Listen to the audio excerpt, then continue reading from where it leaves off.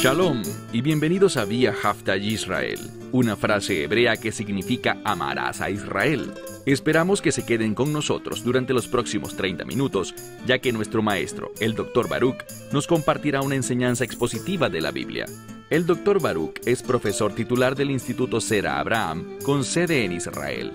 Aunque todos los cursos en el instituto se imparten en hebreo, el Dr. Baruch se complace en compartir esta enseñanza en inglés con doblaje al español.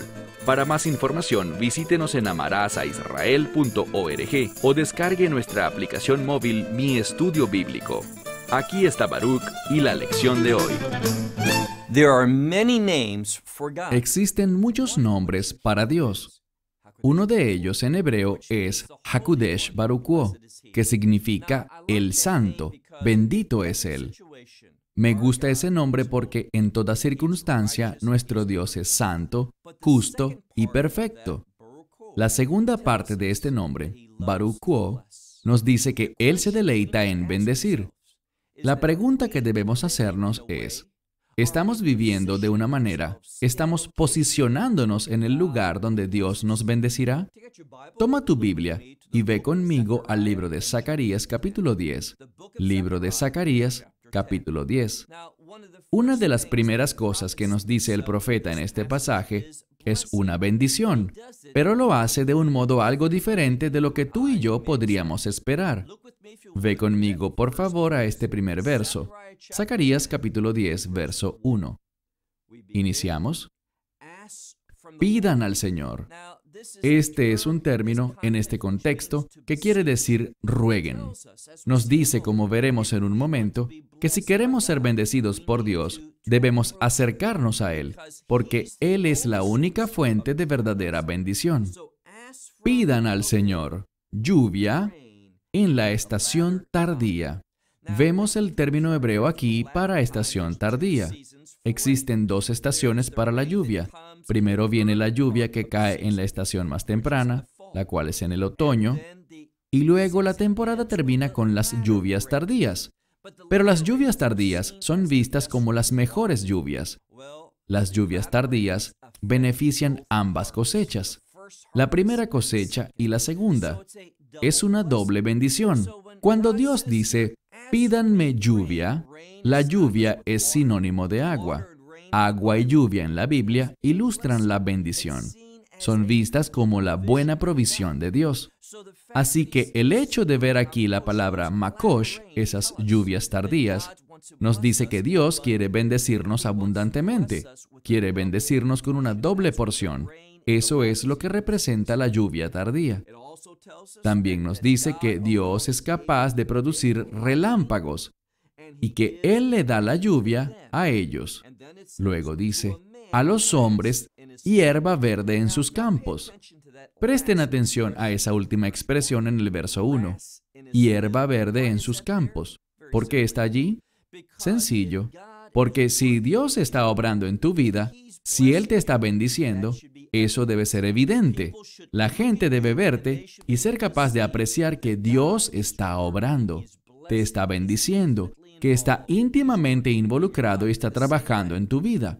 Del mismo modo que después de que venga la lluvia, brota hierba en los campos.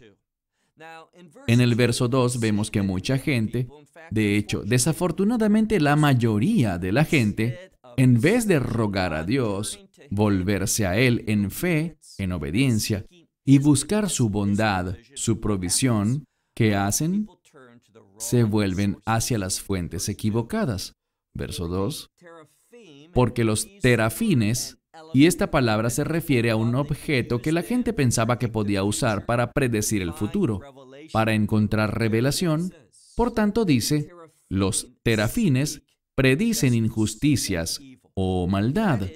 Es decir, que si sigues sus instrucciones, terminarás haciendo aquello que está en conflicto con los propósitos y planes de Dios, con lo que es maligno, con lo que engendra injusticia. También dice, y los hechiceros, que sería la palabra hebrea moderna para un mago. Los hechiceros sueñan, tienen falsas visiones y tienen sueños vacíos. La palabra es shaf, que significa básicamente en vano. No importa qué visión, qué sueño puedan recibir, todo es en vano porque no viene de Dios. Y ellos hablan vanidad y dice, y no encontrarán consuelo. Estos son aquellos que los siguen. Y esto es exactamente lo que estos falsos líderes quieren de la gente, que les sigan. Y noten lo que el profeta dice al final del verso 2. Por lo tanto, aquellos que los siguen son como ovejas que serán afligidas. Y usa una palabra aquí para tortura, para sufrir. Muchas veces en nuestras vidas, cuando estamos sufriendo aflicción, noten que hay una gran diferencia en la palabra de Dios entre la palabra persecución y la palabra aflicción. La persecución es a causa de la justicia, pero con frecuencia, la fuente de la aflicción puede ser la desobediencia a Dios, por oír la fuente equivocada, por seguir el liderazgo incorrecto. Y dice, tales personas son como un rebaño sin pastor. Esta palabra, pastor, roei en hebreo, habla sobre un líder. Y vamos a ver en los versos siguientes que el liderazgo es muy importante. Pero lo veremos especialmente la semana siguiente en el capítulo 11, cuando enfatizaremos la importancia de un liderazgo dirigido por Dios y las consecuencias de tener pastores impíos. Verso 3. Contra los pastores, dice, tengo una ira grande o ardiente. Dice contra las cabras. Aquí utiliza el término cabras para referirse al liderazgo. No es un término de halago, es una palabra de desprecio que infiere que son líderes rechazados. Dice, yo visitaré. Él visitará al liderazgo para juzgarlo. Pero también dice, y el Señor de los ejércitos visitará a su rebaño. Y aquí básicamente usa un término que es un tanto diferente a hijo, y conduciré su manada. Esto simplemente nos habla de otra manera, de una manera poética, utilizando un rico vocabulario para comunicar una verdad espiritual. Voy a visitar a mi manada o mi rebaño. ¿Y cuál es esta? La casa de Judá. Después de la cautividad babilónica, solo había una nación judía, Judá. ¿Qué pasó con el reino del norte, Israel? Bien, salió al exilio y jamás regresó. Pero Dios es fiel. Sabemos proféticamente que en los últimos días, Hashem, el Señor Dios de Israel, traerá de vuelta a aquellos del primer exilio, es decir, a los del exilio de Israel del norte, a esas 10 tribus. Él las traerá de vuelta y las reunirá con las 2 tribus del sur y se constituirán en una gran nación. Esto es importante porque inicialmente solo nos habla aquí de Judá y dice que Él será fiel a Judá, los colocará como un caballo que tiene gloria y esplendor, como uno que es montado para la batalla. En esos días, un caballo que salía a la batalla tenía todo lo que necesitaría para su desempeño y también los implementos para quienes lo montan. Así que estaba totalmente preparado para lo que iba a encontrar. Esto es lo que Dios le está prometiendo a su pueblo, que Él nos preparará para el futuro, de modo que podamos pelear y obtener la victoria. Verso 4. Continuamos en este mismo sentido. ¿Con qué Dios nos proveerá? ¿Qué hay disponible a través de Él? Y noten cómo inicia. Dice, de Él es el Pinam. ¿Por qué eso es importante? Aquí se usa este término en hebreo que habla sobre la piedra angular, el fundamento. Él proveerá el fundamento y luego dice que también Él proveerá la estaca para la tienda. Lo que estamos viendo es la descripción de una estructura que se construye. ¿Qué estructura es esta? Algunos eruditos dicen que se trata del templo. ¿Y cuál es el propósito principal del templo? La adoración. Otros dicen que esto se refiere al reino. Bien sea que estemos hablando del templo o que estemos hablando del reino, el objetivo principal es la adoración. Si queremos vivir una vida victoriosa, debemos entender que la victoria nos conduce a adorar. Él proveerá el fundamento, la estaca de la tienda, y también proveerá el arco para la guerra. ¿Por qué esto es importante? Bien, cuando nos disponemos a vivir de tal forma que nuestras vidas reflejan al Dios viviente, que queremos glorificarlo, que queremos adorarlo, podemos esperar persecución. Habrá oposición del enemigo. Por esto, Dios nos provee del arco para la guerra, de modo que seamos victoriosos. Y finalmente dice, de él saldrá todo aquel que traiga aflicción. Dios se deshará de nuestros enemigos. Él proveerá todo lo que necesitemos para que seamos su pueblo de reino, y al final no quedará memoria alguna de ningún enemigo alrededor nuestro. Versículo 5. ¿Cuál será el resultado? Bueno, ahora nos habla sobre una transición. Mejor aún, podríamos decir una transformación de su pueblo. ¿Por qué lo digo? Verso 5. Y ellos serán como Giborim. Probablemente la mejor forma de traducir la palabra Gibor en hebreo es héroe, pero la raíz de ella tiene que ver con poder. Así que Él empoderará a su pueblo. Y dice que ellos van a pisar o pisotear, como cuando una persona anda sobre un camino pavimentado. Así pondrán a su enemigo debajo de sus pies. Y dice que vamos a ser capaces de estar listos para la guerra y pelear. ¿Por qué? Porque el Señor está con ellos. Ese ellos somos tú y yo. Así que el Señor está con nosotros y pondrá vergüenza sobre los jinetes de los caballos. ¿De qué nos habla? Él hará que se avergüencen todos los que confían en caballos. Si eres un buen estudiante de la Biblia, sabrás que en los Salmos y también en algunos otros lugares nos habla y en realidad advierte al lector sobre confiar en caballos. Los caballos son una ilustración del poder físico, la fuerza.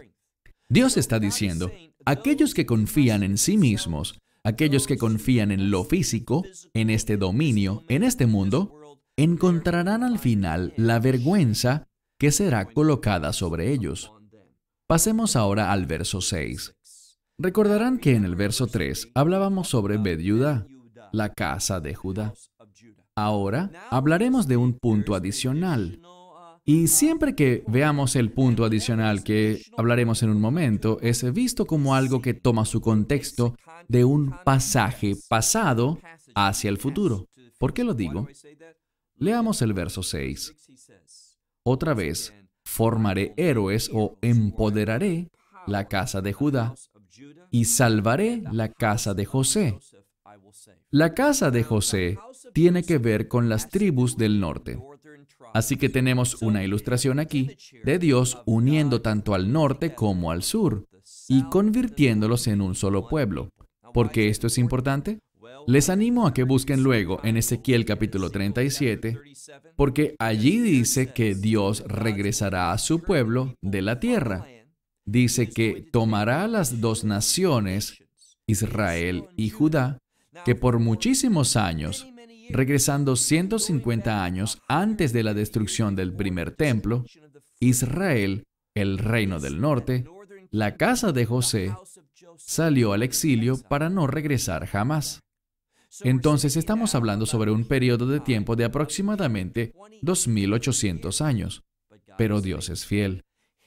En los últimos días, Él reunificará por completo a la casa de Israel con la casa de Judá, y los hará un solo pueblo. Y Ezequiel lo dice en el capítulo 37. Esta es exactamente la misma verdad que estamos leyendo aquí. Mira de nuevo en el verso 6. Yo fortaleceré a la casa de Judá y salvaré a la casa de José.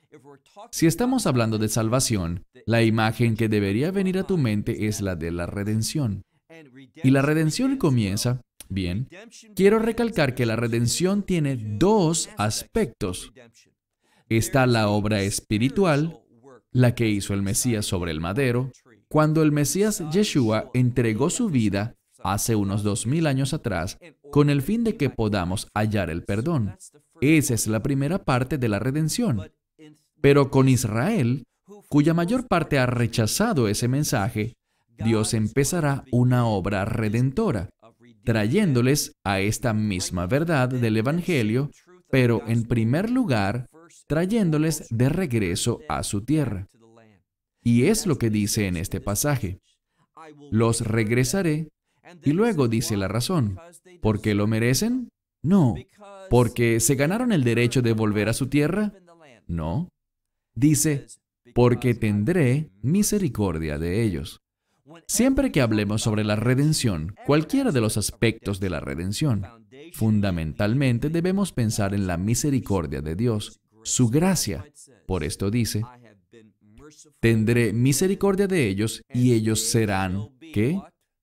Ellos no serán desechados o abandonados. Dios simplemente está declarando aquí lo que el Mesías declaró al final del libro de Mateo, cuando dijo, y me encanta el énfasis, dice, con ustedes estaré hasta el fin de los tiempos. Me gusta ese con ustedes, allí está el énfasis. Él estará hasta el final de los tiempos y es lo que nos promete aquí. No los dejaré, porque yo soy diferente a todos los falsos dioses, porque yo soy el Señor su Dios y responderé a ellos. Es una promesa que Dios está haciendo. Si nosotros despreciamos esta promesa y decimos que Dios no será fiel con el pueblo judío, entonces, ¿por qué razón creeríamos lo que dice el Evangelio del Mesías, que Él será fiel y nos salvará? Lo que veremos es esto. En la medida que el mundo vea la fidelidad perfecta de Dios para con Israel, podremos estar seguros de que cumplirá también todas sus promesas. Es un elemento de ánimo para el mundo, para quienes en este mundo tienen fe, cuando vean a Dios cumplir sus promesas para con el pueblo de Israel. Verso 7. Y ellos serán fuertes o héroes. ¿De quiénes habla? De Efraín. Todo esto se está describiendo para ayudarnos a entender que esta profecía en el capítulo 10 tiene un contexto para los últimos días. ¿Por qué lo digo? Leamos. Haré fuerte ¿a quién? A Efraín. Efraín es importante en la Escritura. Sabemos que Josué, mientras estuvo en Egipto, todos esos años, ungiendo como una suerte de primer ministro egipcio, bajo el faraón, sabemos que él tuvo al menos 2 hijos. Hay una tradición que dice que en total tuvo 7 hijos, pero concentrémonos en lo que vemos en la Torá, que él tuvo 2 hijos, Manasés el mayor y Efraín. Pero cuando Jacob, y leemos esto en el libro de Génesis capítulo 48, leemos que cuando Jacob estaba próximo a morir, José vino a él. Y Jacob quiso bendecir a José y lo hizo bendiciendo a sus 2 hijos.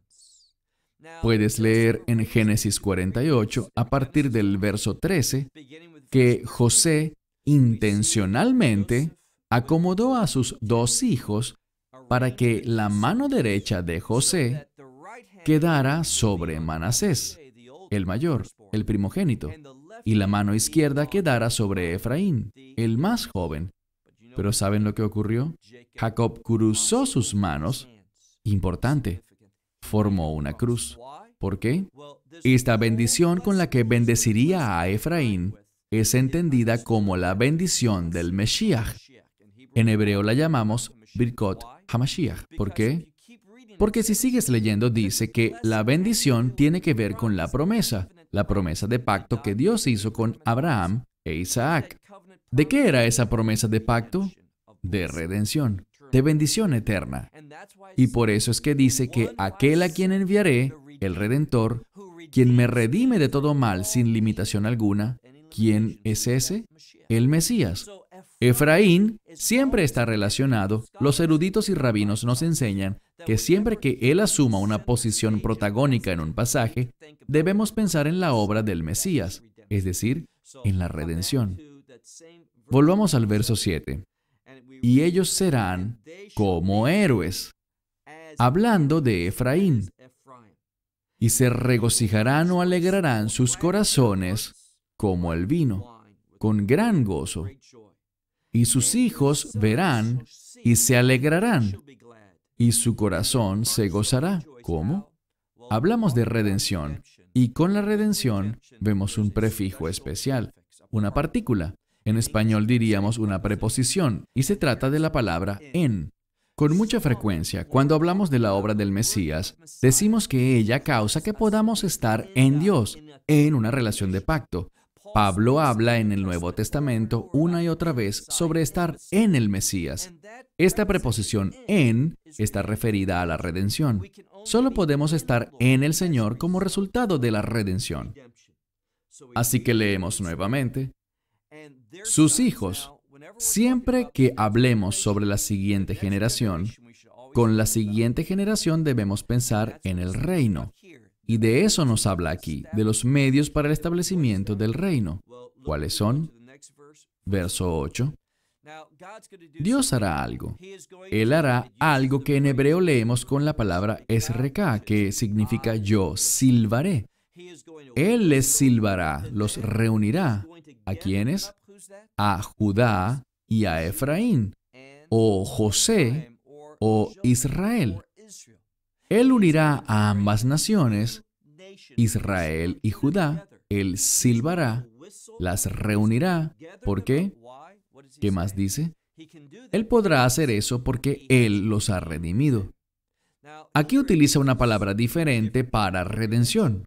No utiliza la palabra hebrea geulá o likao, sino que aquí utiliza el término paditi o padut, la cual tiene que ver con la obra o los medios para el resultado de la redención, el cual es el reino. Así que cambia las palabras para enfatizar la obra que Él ha hecho, hablando del Mesías, cuando entregó su vida y derramó su sangre.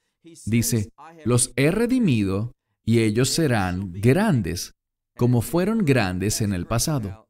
Los eruditos dicen que con la grandeza del pasado se hace referencia al liderazgo de David, cuando Israel extendió sus fronteras tan lejos como lo que hoy conocemos como Irak.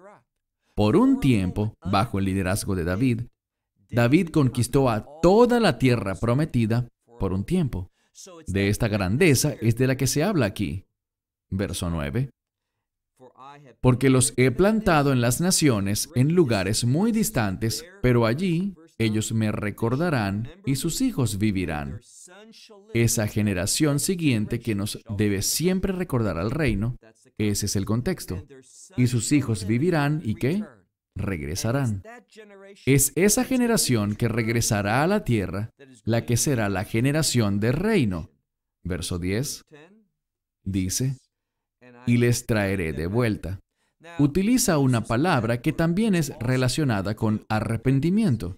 Entonces la hará regresar y también la conducirá al arrepentimiento.